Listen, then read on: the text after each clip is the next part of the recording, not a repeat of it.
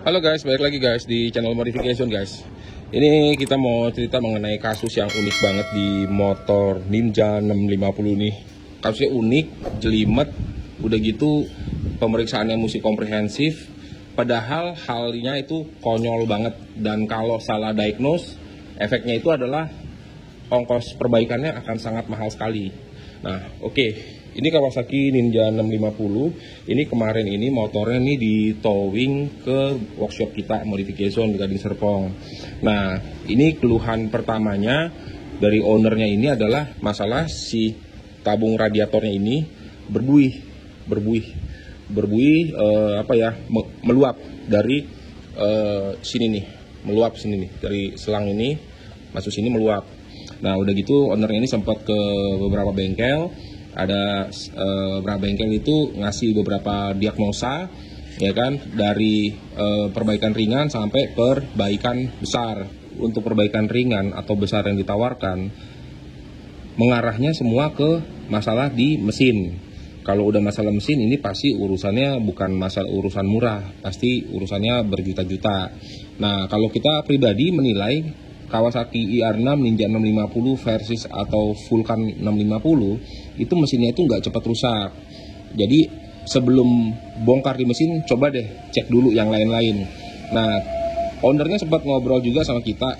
Akhirnya ownernya itu coba minta kita untuk tolong ngecekin motor ini kondisinya nih seperti apa, apakah benar masalah mesin atau bukan, sebelum dia spending uang besar.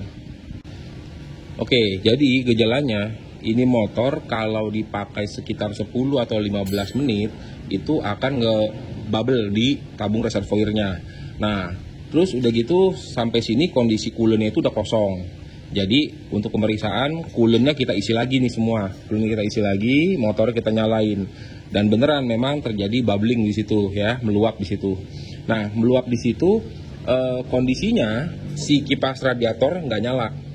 Kipas radiator nggak nyala, motor kelistrikan baik-baik aja, lampu tetap nyala baik-baik aja. Dia hanya bubbling aja. Nah, kondisi bubbling begitu, ngebubble gitu, udah gitu. Ini selang radiatornya menggembung, ya kan? Menggembung. Terus setelah itu udah gitu motornya kita matiin. Setelah kita matiin, kita cek satu persatu part-partnya, ya. Partnya kita cek, mulai dari sensor ini, water temperature sensor kita cek. Dan water temperature sensor dicek baik-baik aja. Kita tes pakai voltmeter, pakai multimeter, baik-baik aja. Terus kita cek kipas radiator secara mandiri. Kita lepas kipasnya, sambungan ke aki juga baik-baik aja kipas radiatornya, ya kan? Jadi kipasnya baik-baik aja, ini juga baik-baik aja. Terus si relay juga baik-baik saja. Sikring baik-baik aja, relay juga baik-baik aja. Nah, terus udah gitu di indikator speedometer tidak ada engine check. Water pump yang di sini juga udah kita cek, dan water pumpnya itu muter. Kita taunya muter ya karena kondisinya kita buka ya, dan udah kita bilas juga. Nggak ada kotoran-kotoran yang aneh-aneh yang bisa mengakibatkan coolant-nya ini mampet. Oli juga udah kita cek, kondisinya bagus, nggak ada indikasi olinya itu coolant itu nyebrang atau gimana atau kecampur sama coolant. Ini olinya hanya kurang aja, tapi nggak ada indikasi nyebrang ya. Ownernya sendiri itu sudah siap untuk turun mesin. Nah, dia udah siapin nih termostat yang baru, terus udah gitu seal mechanical, packing head, seal yang lain ya, seal clap, dia udah siap turun mesin nih. Ini ownernya udah siap nih, tuang duit banyak untuk kasus masalah motor ini. Tapi karena ada diagnosa dari bengkel lain bahwa coolant-nya itu nyebrang masuk ke dalam engine. Kalau kita pribadi, pengalaman kita yang udah motor ini sangat jarang sekali ngalamin hal tersebut gitu loh. Itu sangat aneh sekali. Dan yang kita lihat lagi adalah sebenarnya motor ini ngalamin overheat. Ini motor ngalamin overheat biasa karena ciri-cirinya kelihatan. Ini menggembung dan kipasnya nggak mau muter. Pertanyaannya kenapa kipasnya nggak mau muter gitu loh? Dan padahal sensornya baik, kipasnya bisa bekerja, tapi kenapa nggak mau muter gitu? Nah, akhirnya kita juga berpikir apa ngegelembung ini, apa karena ada yang mampet ya dalam sini. Akhirnya bagian ini kita buka, ya, bagian ini kita buka, covernya kita buka. Ini covernya kita buka, dan temuannya adalah di cover ini sudah tidak ada termostatnya. Ini kan housing termostat ya. Termostat itu yang ini housingnya. Termostatnya itu sudah nggak ada, jadi nggak mungkin mampet. Nah, setelah itu kita bilas lagi pakai air lewat sini untuk kita coba lihat apakah airnya itu keluar di sebelah kanan. Dan ternyata airnya bisa keluar, jadi ini nggak mampet gitu loh. Bahkan kita masukin air juga dari sini. Ini kita lepas, kita masukin air, jadinya nggak mampet. Radiator nggak mampet, dari sini nggak mampet, dari sini nggak mampet. Tapi selang ini bisa menggembung, kan aneh banget ya.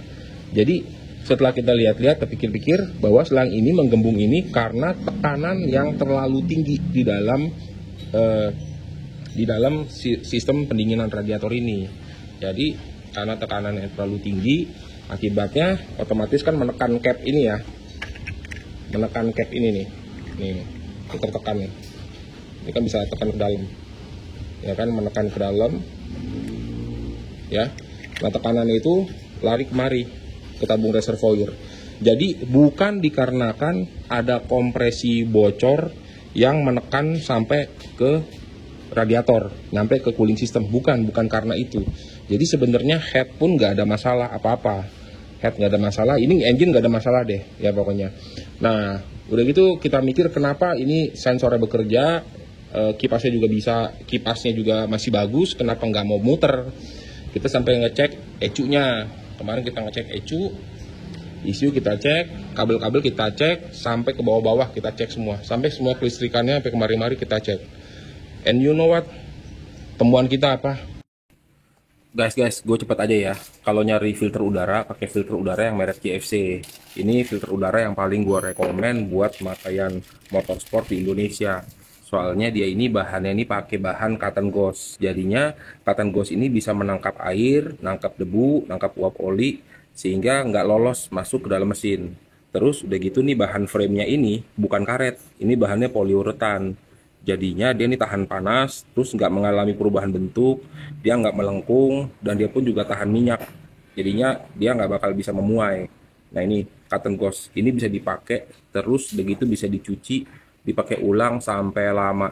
Kalau gue pribadi pakai di mobil udah 10 tahun. Kalau di motor ya cukup lama juga. Ini ya filter udara GFC. Ternyata yang jadi masalah itu cuman masalah soket ini nih. Nih. Jadi ini adalah soketnya. Ini seharusnya soket ini bisa mengalirkan sinyal, data, atau listrik, atau tegangan, atau setrum. Ini tidak bisa mengalirkan. Jadi meskipun ini kelihatan nyambung, tapi ini nggak nyambung. Dari ujung sini sampai ujung soketnya ini datanya nggak nyambung, datanya nggak terhantar. Jadi sinyal trigger dari sini itu nggak masuk ke ECU, sehingga nggak bisa men-trigger si kipasnya untuk muterin kipas radiator.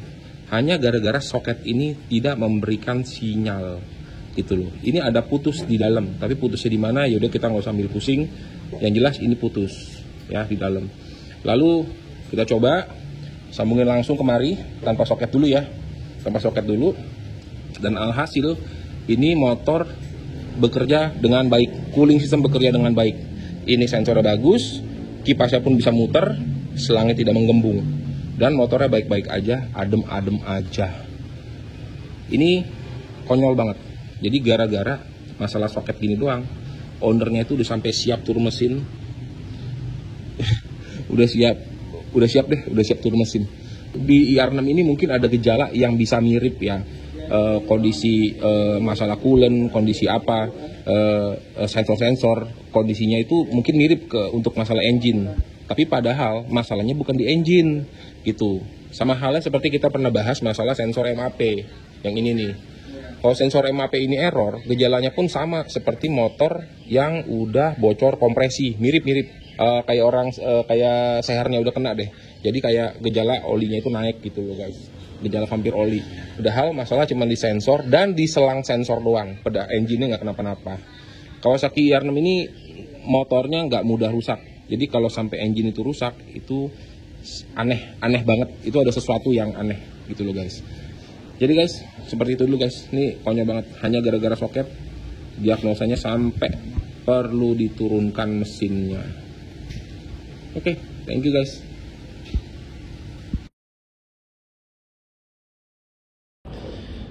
Jadi ini CF Moto 450 MT dari Bandung jauh-jauh nih.